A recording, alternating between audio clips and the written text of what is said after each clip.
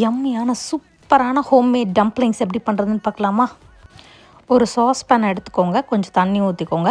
Mostly என்ன பண்ணுறாங்கன்னா dumplings அப்படியே வேக வச்சிடுறாங்க. நான் என்ன பண்ணியிருக்கேன்னா கொஞ்சம் அந்த ஃப்ளேவருக்காக சிக்கன் ஸ்டாக் போட்டுட்டு அதில் வந்து வேக வச்சுருக்கேன். ரொம்ப நல்லா இருந்தது ஆக்சுவலி அதோடய ஃப்ளேவர்.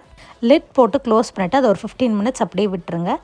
ஜிஞ்சரையும் கார்லிக்கும் ஃபைனாக சாப் பண்ணி வச்சுக்கோங்க. 15 மினிட்ஸ் ஆனதுக்கப்புறம் டம்ப்ளிங்ஸை தனியாக எடுத்து வச்சுட்டு இப்போ சாஸ் பண்ணிக்கலாமா? ஃபைனாக சாப் பண்ண ஜிஞ்சர், ஃபைனாக சாப் பண்ண கார்லிக், சில்லி ஆயில், அப்புறம் பார்த்திங்கன்னா நான் ஃபிஷ் சாஸ் சேர்த்துருக்கேன், ரைஸ் வைன் வினிகர் சேர்த்துருக்கேன், அதுக்கப்புறம் செசமே ஆயில், கொஞ்சமாக ஹனி சேர்த்துட்டு இது நல்லா மிக்ஸ் பண்ணிவிட்டு என்கிட்ட வந்து ஸ்ப்ரிங் அனியன்ஸ் இல்லாதனால நான் வந்து கொரியாண்டர் சேர்த்துருக்கேன். நல்லா அந்த பாயில் பண்ண இதில் போட்டுட்டு நீங்கள் இதை வந்து அப்படியே சாஸ் பேனில் போட்டு டாஸ் பண்ணியும் சாப்பிட்லாம். நான் அப்படியே மேலேயே போட்டு சாப்பிட்டேன்.